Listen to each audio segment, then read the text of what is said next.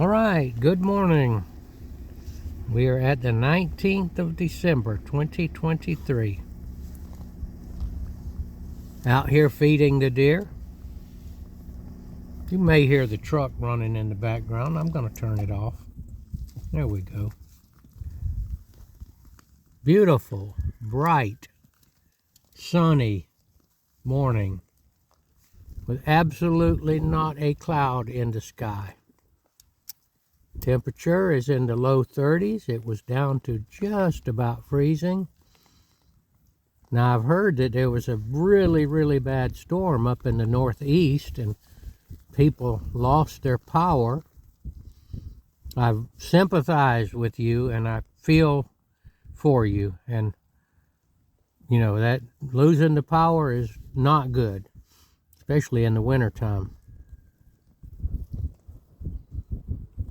The wind is blowing here pretty good. All right. I'm out here for the purpose of declaring the name of Jesus Christ, Yeshua the Messiah, to preach the gospel, or you might say to teach the gospel, to spread the word about the gospel, to look for the lost sheep and call the lost sheep.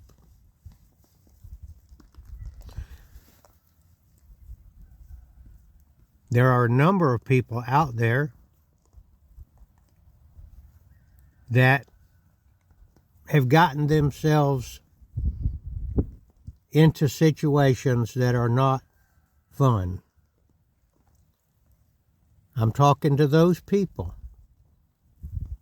Now, if your life is all you want it to be, and you've got your eternal salvation taken care of, then you probably don't need to hear what I'm talking about. I'm talking to the people that don't have their life in order, that would like some relief, that would like to be saved from whatever they're into, drug addiction, criminality, love of money, or just plain old confused about your eternal salvation. You know the clock is ticking. You know when you're 11, 6, 5 years old, you certainly don't think about death. But as you get older,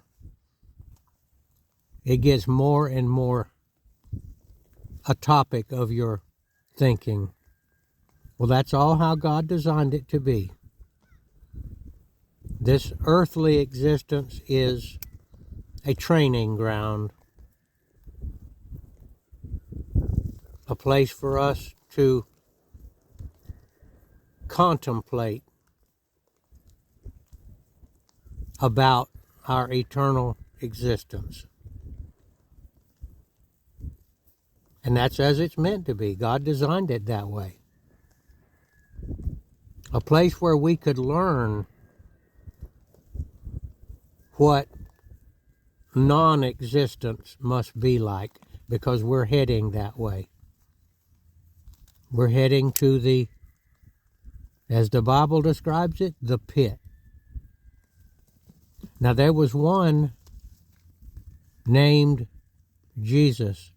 That's his Hebrew. His Hebrew name was Yeshua. Yeshua's fine. Jesus is fine. I used to be more adamant that it was important to call him Yeshua instead of Jesus. But I don't think it matters much anymore. I like knowing what his name was, or what his name is. Now back to the lost sheep. Jesus is calling you.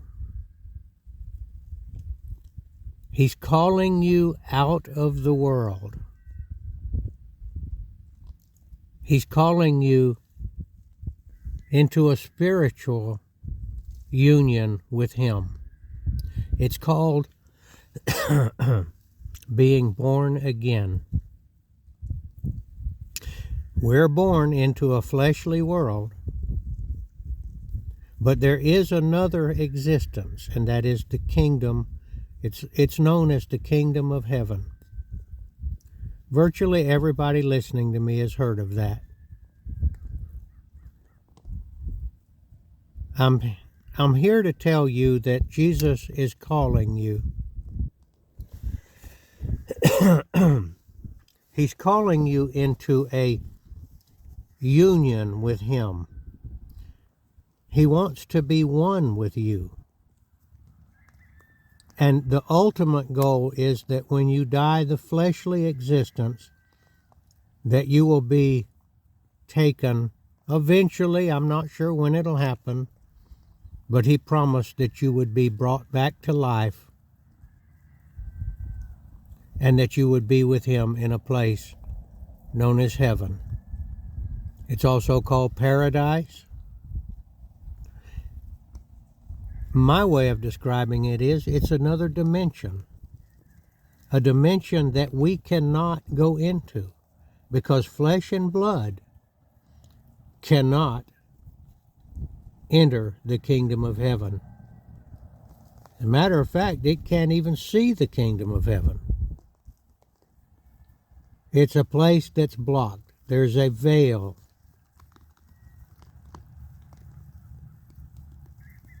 There's a barrier, an invisible barrier. Now, Jesus can go back and forth. The angels apparently can go back and forth through that veil, but we can't. Jesus said flesh and blood cannot enter the kingdom of heaven, nor can flesh and blood see Jesus for who He is, that He is the God-man that existed in eternity, came from that dimension and entered into the fleshly dimension in order to make atonement. Atonement is the word. To forgive us of the sins that we committed, and we had to commit them because we're not God. The fleshly existence is going to commit sin, which is the holy law of God. Summed up, it is, do unto others as you would have them do unto you, and we're all guilty of not doing that. We don't do that.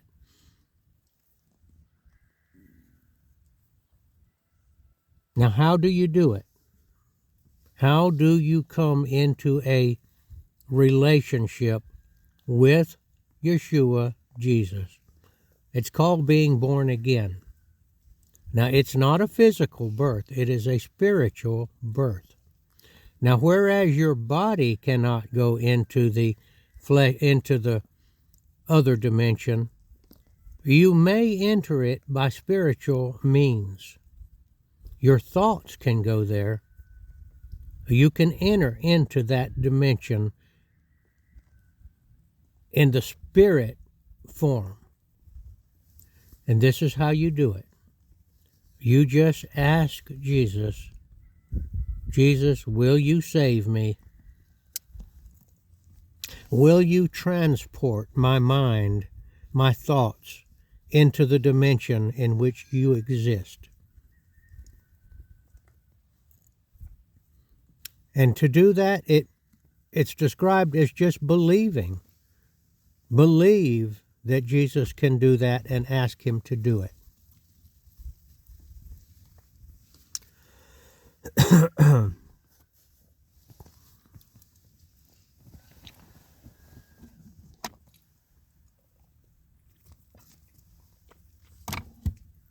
Have you done it?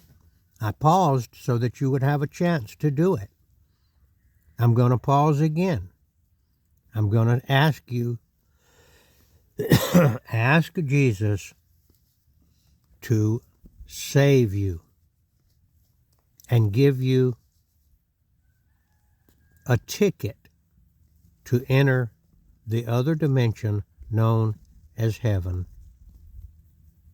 I'm pausing now.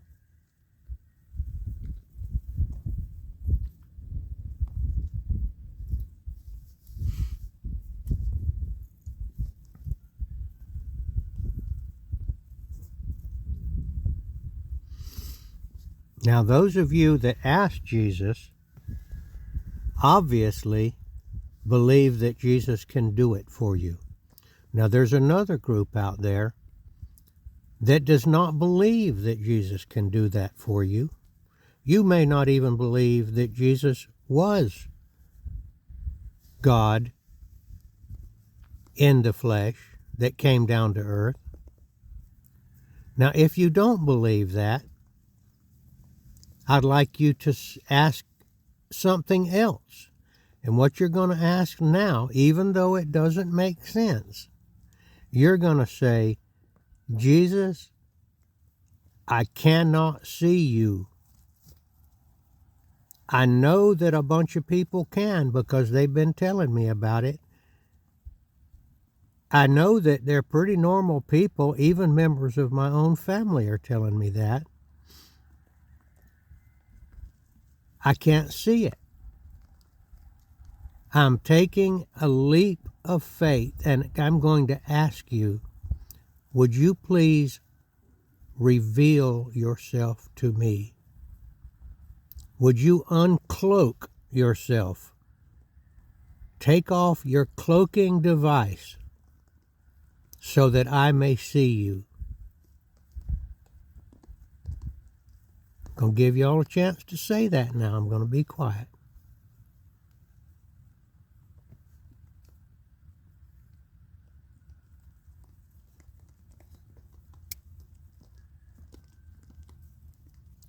Now, if you have said that sincerely now, and I guess there's no other way to do it but sincerely, Jesus will shortly be coming to you in a spiritual form, in messages to your mind, in dreams, or in thoughts. And he is going to reveal himself to you if you ask him to do it.